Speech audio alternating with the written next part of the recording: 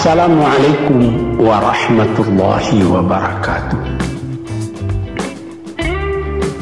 Tuan-tuan, saudara-saudara, ibu-ibu dan bapak-bapak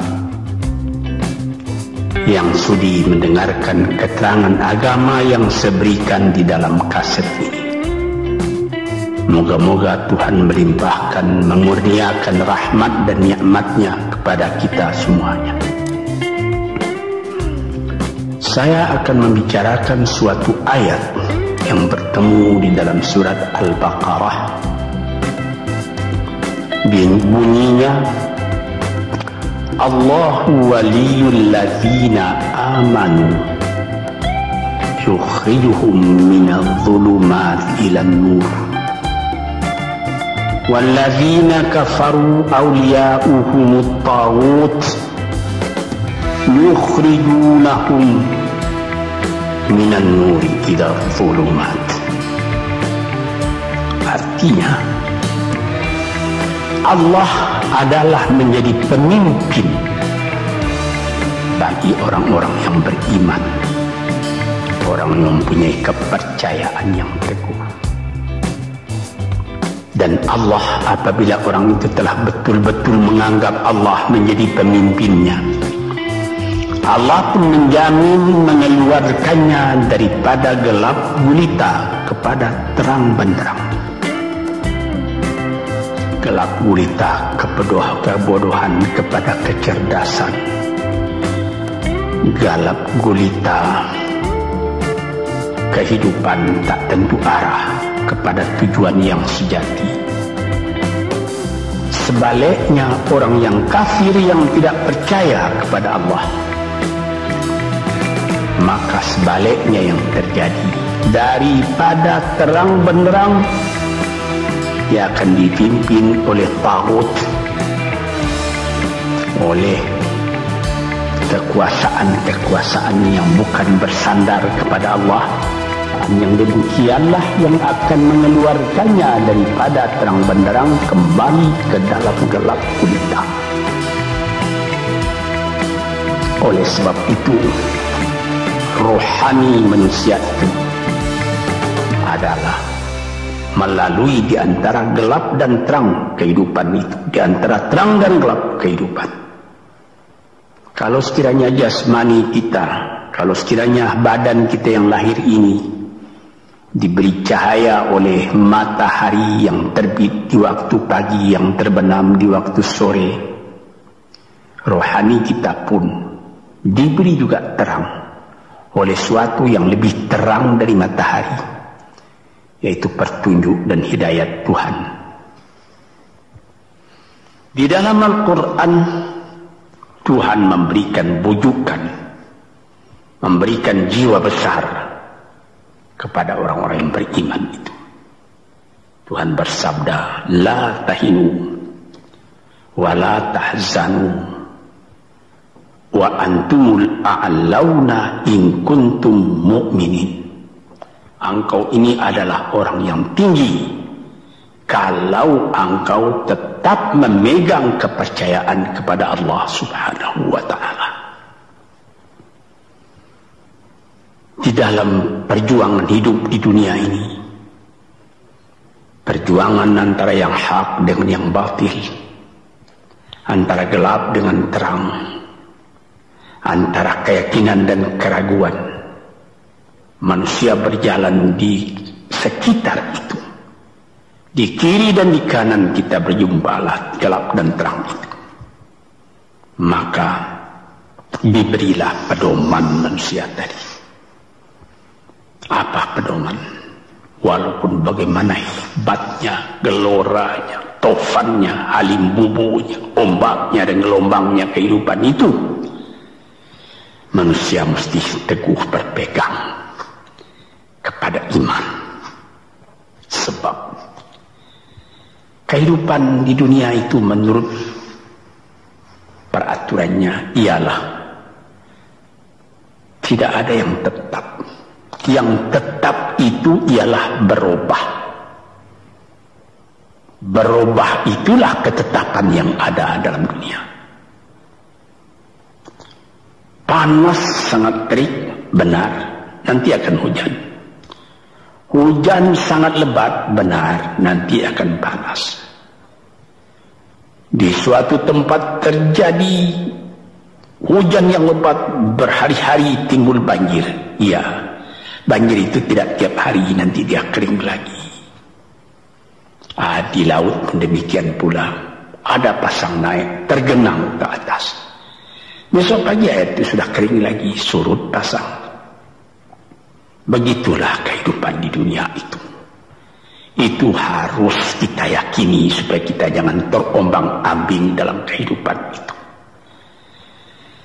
Kalau kita sudah mulai terombang-ambing, tahu-tahu walaupun bagaimana terangnya hari, gelap timbul dalam jiwa kita sendiri.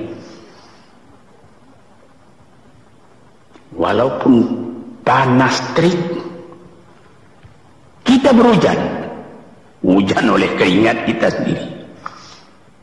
Jadi yang penting di sini menjaga hati itu.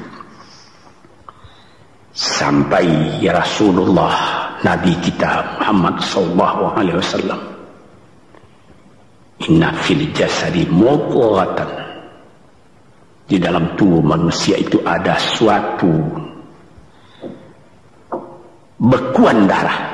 Idza salahat salahal jasadu kulluhu wa idza fasadat fasadal jasadu kulluhu. Kalau ini segumpal daging baik, seluruh badan jadi baik. Kalau dia rusak, seluruh badan jadi rusak. Apakah itu? Hati. Hati. Kendali terletak dalam hati kita. Hati artinya penuh, bukan saja berarti pada daging, tapi pada hati dari hati, isi dari hati, atau juga akal kita. Sebab itu, maka kalau satu waktu saya pernah mengajarkan doa yang mengandung 8 sifat-sifat lemah menghilangkan kemerdekaan manusia, hari ini saya pun akan mengajarkan doa yang diajarkan juga oleh Nabi. Bagaimana menjaga hati tadi.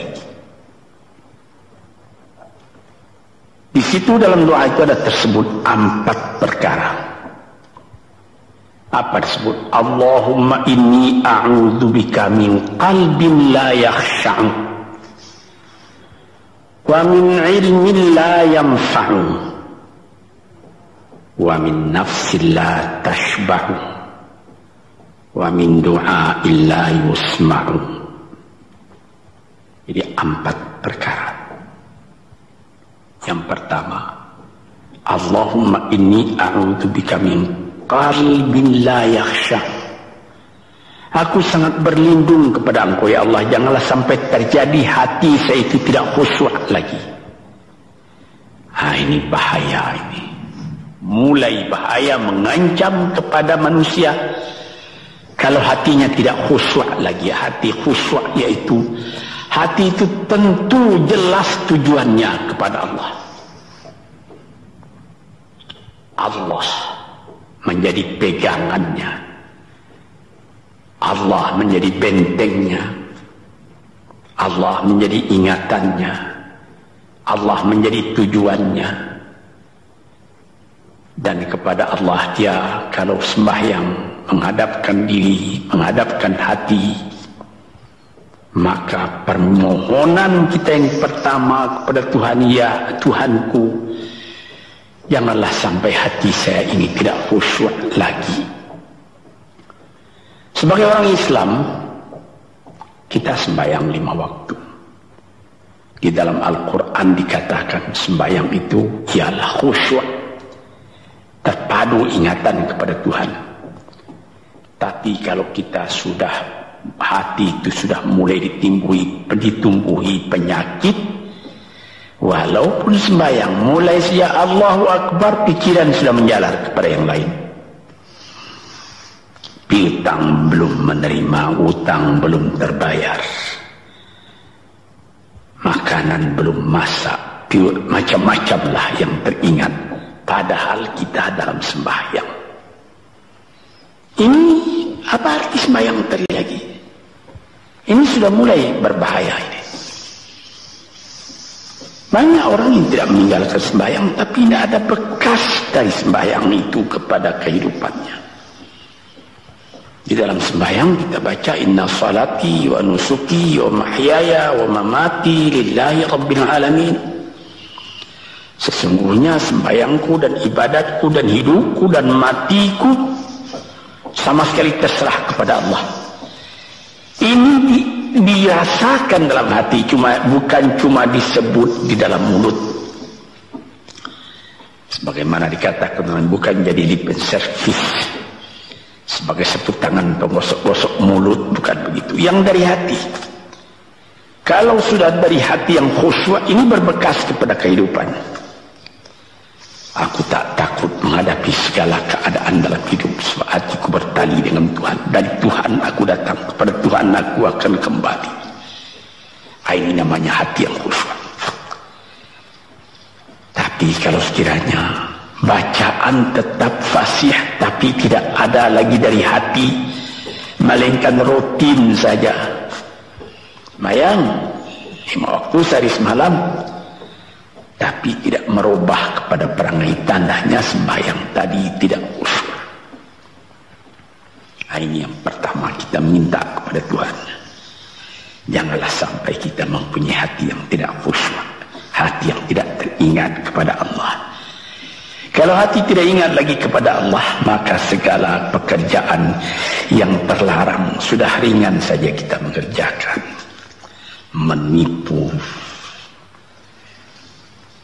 berdusta, membujuk orang lain mengerjakan perbuatan yang salah, mencela, memaki, itu karena tidak ingat kepada Allah, cuma ingat kepada diri sendiri saja. Ini yang pertama. Yang kedua dikatakan wa min ilmin la yanfa', dan aku berlindung kepada Engkau ya Allah daripada ilmu yang tidak memberi manfaat.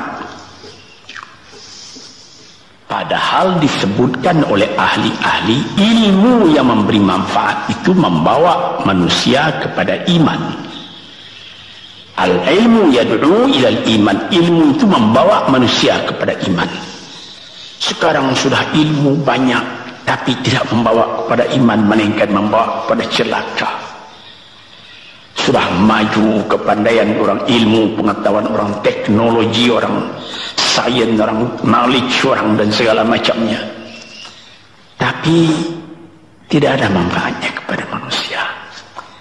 Cuma bahaya karena ilmu tadi yang datang kepada manusia. Sebagaimana ilmu manusia di abad ke-20 yang sangat penting, yaitu tentang tenaga atom. Maka timbullah bom atom, bom hidrogen, nuklir, sehingga manusia diancam sekarang ini oleh bahaya atom itu di mana-mana.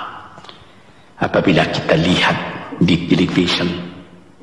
televisi bagaimana mengadakan demonstrasi di Australia, di Jerman Barat, di tempat-tempat yang lain, melihat bagaimana bahaya atom itu kalau terjadi perang dunia yang ketiga. Ya Rabbi ya Karim, bom atom yang jatuh di Hiroshima itu belum ada artinya dibandingkan dengan bom yang sekarang, yang sedang disimpan oleh kerajaan-kerajaan, oleh negara-negara besar untuk menghancurkan. Ini ilmu ini. Tetapi ilmu yang membawa bahaya, bukan saja tidak memberi manfaat, bahkan memberi bahaya.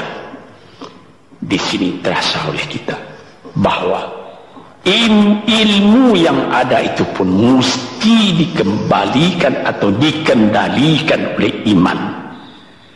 Kalau tidak, maka nyawa manusia ini akan dipandang sebagai sampah saja. Dijatuhkan satu bom hidrogen ke dalam kota Jakarta ini, na'udzubillah min dzalik, umpamanya dimasukkan ke kota Jakarta ini satu bom hidrogen saja, itu sudah habis penduduk Jakarta yang lebih dari 5 juta ini. La haula wala quwata illa billah. Hari ini minta kepada Tuhan, ya Allah, majulah ilmu manusia, majulah teknologi manusia, tetapi jangan hendaknya kemajuan itu membawa kepada bahaya. Jangan ilmu pengetahuan itu membawa kepada yang tidak memberi manfaat. Nah, ini doa yang kedua kepada Allah Tuhan sarwa sekalian alam. Yang ketiga disebut lagi, wa min nafsin la tashba'u, dan aku berlindung kepada Allah daripada nafsu, daripada diri, daripada ego, daripada tiap-tiap masing-masing diri ini yang tidak merasa kenyang. Ini juga bahaya besar. Inilah yang menimbulkan penjajahan di dunia. Inilah yang menimbulkan, disebut dalam bahasa Arab, al-ghazwul fikri, penjajahan. Sesudah Perang Dunia Kedua sudah banyak negeri-negeri yang merdeka, tetapi sekarang timbul lagi penjajahan baru. Apa? Penjajahan fikiran. Sehingga bangsa yang merdeka tadi tidak merdeka lagi fikirannya. Dia merdeka di dalam meniru kepada bangsa yang lebih kuat. Itu namanya terjajah juga. Jadi tuan-tuan yang terhormat, apa pangkalnya ini? Daripada nafsu serakah manusia. Nafsu serakah manusia sebagaimana tersebut di dalam hadis. Lau kana libni adama wadiyani min dhahabin labtagha salisan wa ma yamla'u jawf ibni adama illa turab. Kalau manusia itu mendapat suatu lembah yang penuh dengan kekayaan emas, suatu lembah, dia ingin supaya mendapat satu lembah lagi yang penuh juga dengan emas. Dapat 2 lembah, dia minta 3 lembah lagi yang penuh dengan iman. Nafsu manusia tidak pernah kenyang. Padahal akhirnya kalau dia sudah menutup mata, tidak ada yang akan memenuhi perutnya melainkan tanah. Saya teringat akan cerita yang disampaikan oleh Graf Leo Tolstoy, pujangga Rusia yang terkenal, bahwa orang yang tidak mempunyai nafsu yang kenyang itu, pada suatu hari katanya, ada satu orang kaya mempunyai tanah yang luas. Dia mengatakan kepada orang, boleh tuan-tuan mengambil tanah kepunyaan saya ini, berapa tuan suka, berapa tuan mau. Syaratnya cuma begini, sepanjang yang tuan berjalan dari timur ke barat, lantas sebelum matahari terbenam tuan sampai kembali ke tempat tuan melangkah pertama tadi. Berapa saja tuan suka, boleh ambil tanah ini. Maka datanglah si tamak tadi. Tuan yang punya asli tanah tadi mengatakan, bawalah bakal, jangan lapar di jalan nanti. Baik, dibawanya nasi sebungkus, dia berjalan, jalan. Dari pukul 7 pagi. Kalau diambil kekuatan, hendaknya pukul 10 dia sudah makan. Melangkah lagi beberapa ratus meter atau sekian, nanti boleh kekuatan buat kembali. Sehingga sebelum matahari terbenam, dia sudah sampai ke tempat dia menuju bermula. Tetapi ini orang bernafsu betul, dia minta supaya banyak tanah yang dapat didapatnya. Dibawanya nasi sebungkus, tapi dia tidak jalan, di tengah jalan tak berhenti, kan nanti berapa meter itu nanti kalau saya berhenti, tanah yang kurang buat saya. Dia terus berjalan. Dia tidak ingat bahwa kekuatan masa pergi yang lebih cepat dengan kekuatan masa pulang yang lambat itu dia tidak taksir. Dia berjalan sia cepat-cepat. Sudah pukul 1 hari, sudah jauh perjalanan. Lantas nanti kembali. Kelemahan badan, kondisi dan situasi tidak sama lagi. Tidak secepat dia pergi dahulu lagi dia pulang kembali. Maka bukan pukul 7 dia sampai, atau pukul 5 sore tadi dia sampai ke tempat dia berjalan bermula, karena dia jalannya sudah lunglai, kaki sudah penat, badan sudah letih. Kira-kira baru pukul 2 dia tidak dapat berjalan lagi karena sudah lapar. Dia coba makan sedikit pun tidak bisa lagi seenak makan yang tadi. Habis makan pun dia berjalan lagi. Pukul 3 dia terhenti.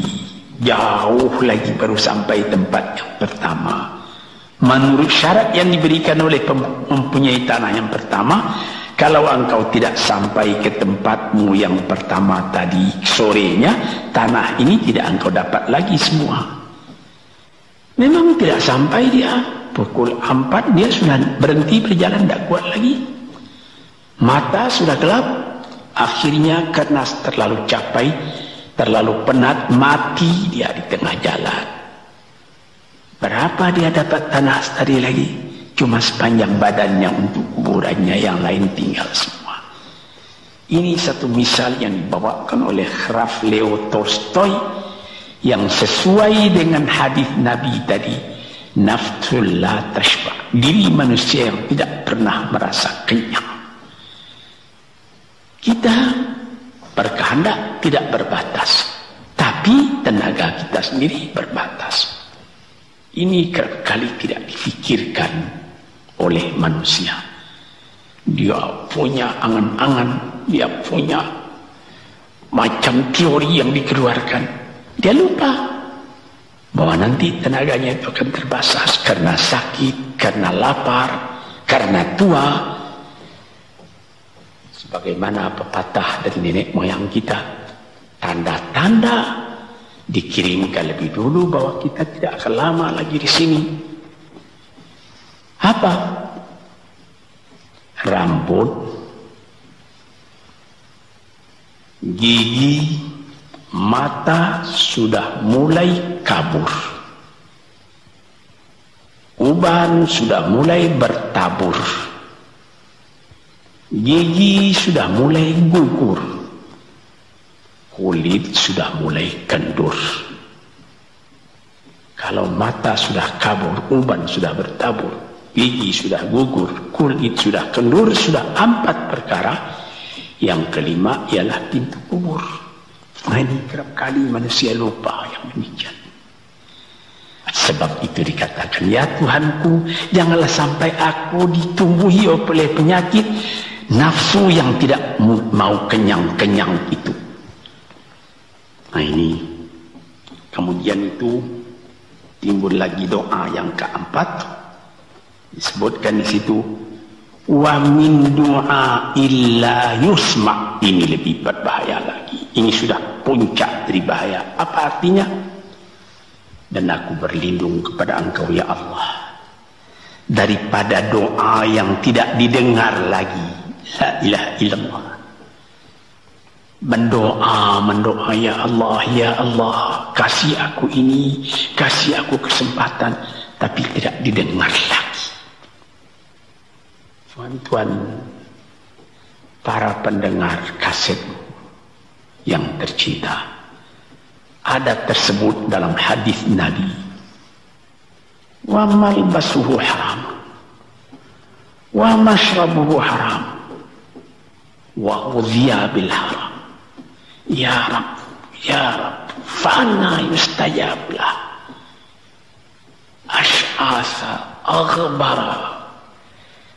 Badan sudah penuh dengan kotoran, penuh debu.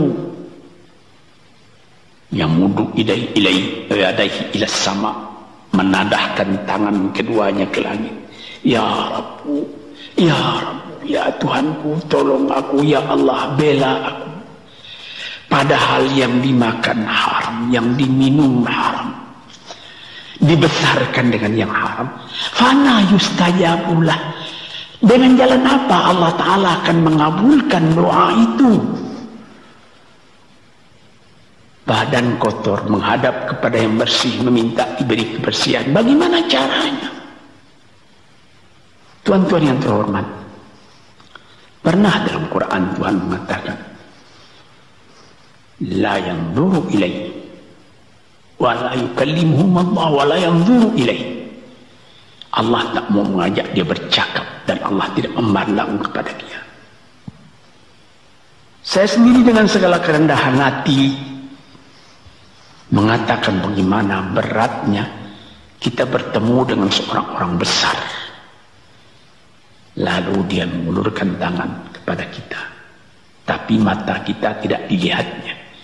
Sengsara rasanya. Bagaimana dengan Tuhan kalau Tuhan tak mau melihat kita?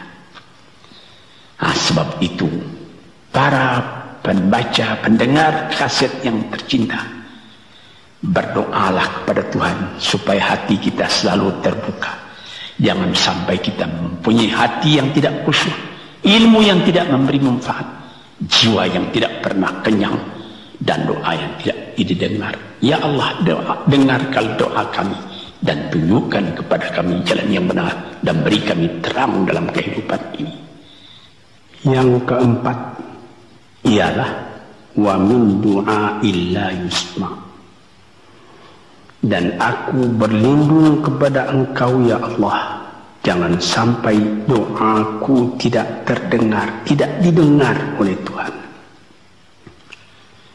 Sebagaimana kita tahu, doa itu adalah mukhul ibadah, tulang sumsum daripada ibadat kita sendiri kepada Tuhan.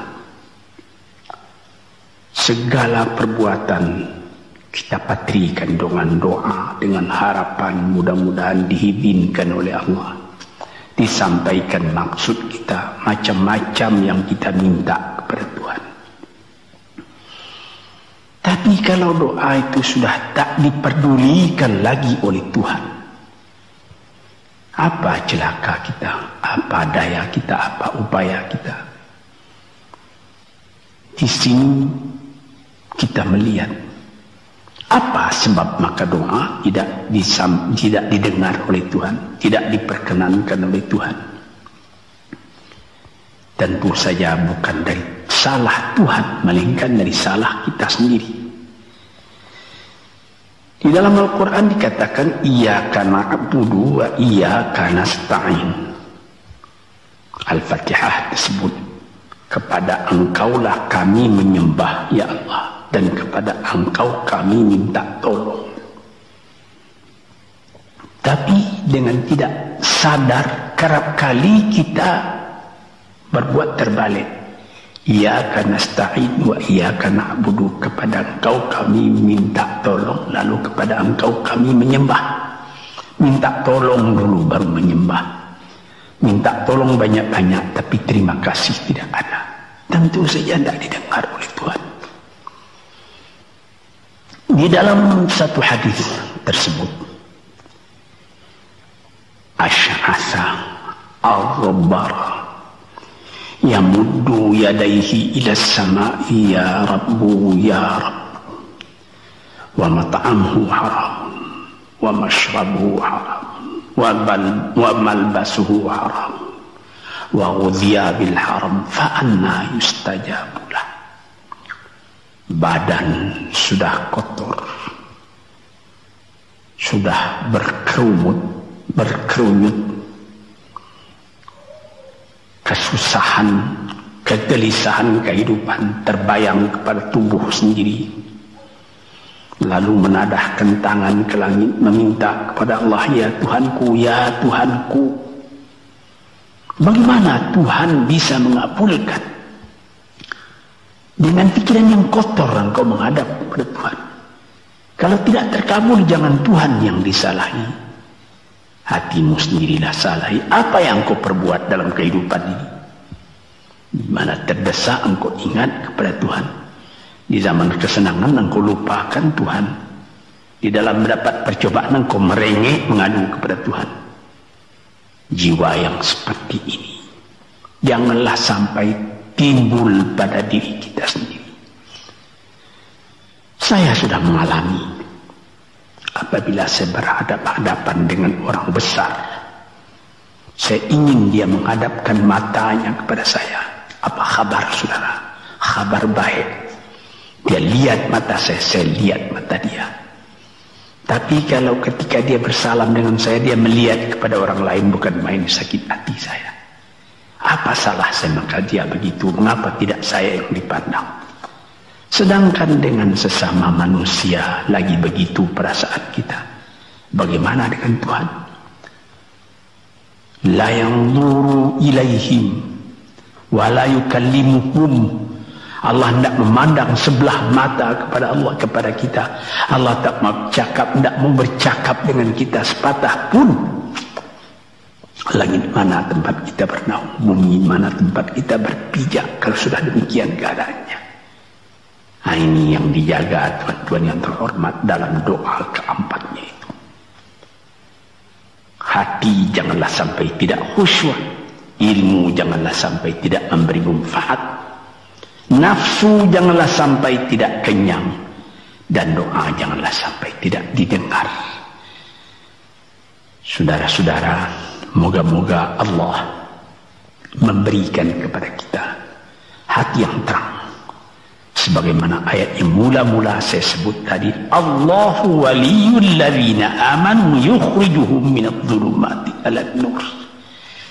Allah lah jadi pemimpin bagi orang yang beriman, sehingga dari gelap gulita dibawa dia oleh Tuhan kepada terang benderang. Walladzina kafaru, tetapi orang-orang yang sudah tidak ada kepercayaannya kepada Tuhan, awliya'uhumut taghut, yang menjadi pemimpinnya bukan Tuhan tapi setan. Dia akan membawa orang itu daripada terang benderang ke dalam gelap gulita. Kita jadi meraba-raba dalam gelap kehidupan. Dalam meraba-raba itu masih ragu entah kemana akan pergi. Maut pun datang, gelap selalu. Di dunia gelap, di akhirat pun gelap. Na'udzubillah min dzalik. Hadirin yang terhormat, para peminat kaset ini, moga-moga semuanya ini menjadi kenang-kenangan kepada Tuhan di dalam perjalanan yang jauh, di dalam keistirahatan hidup, sehingga mendapat ketetapan hati dan tumakninah. Assalamualaikum warahmatullahi wabarakatuh.